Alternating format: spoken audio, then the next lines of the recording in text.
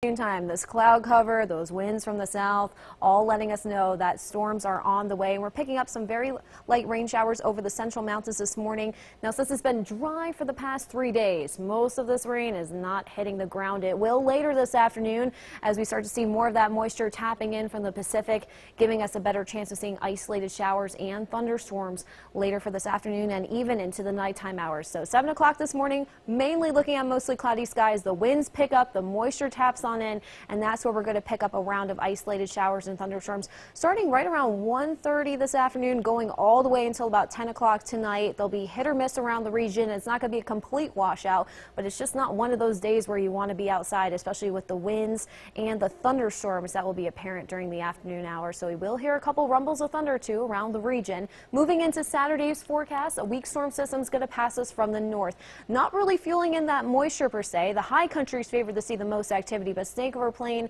will stay pretty much on the drier side. If we do see a thunderstorm pass through, it'll be quick live in and out.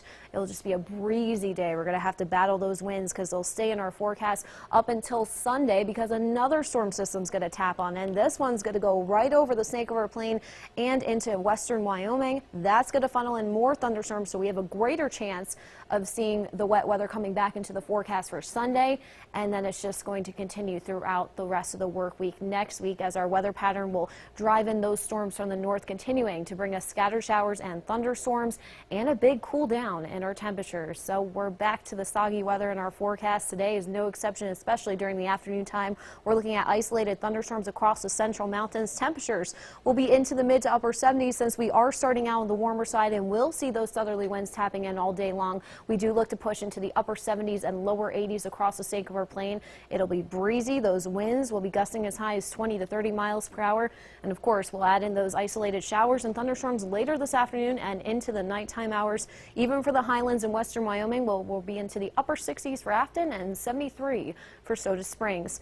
The wet weather continues into Saturday and Sunday. Like I said, Saturday, Snake River Plain, most of these showers should bypass us. It's just going to be a breezy day. Temperatures slowly beginning to drop to 73 degrees. And notice we start to sink down into the lower 60s, even into Jackson for this upcoming work week as our weather pattern drives in from the north, still pumping in those storms from the Pacific. So we'll still see a couple rounds of scattered showers and thunderstorms in the forecast for next week. The next day of nice weather will be this upcoming Friday. We'll rebound back as that sunshine will help warm us up into the mid-70s, but unfortunately that's 8 days away. So the best news is that our overnight lows looking to stay on the warmer side because of that cloud cover we'll see.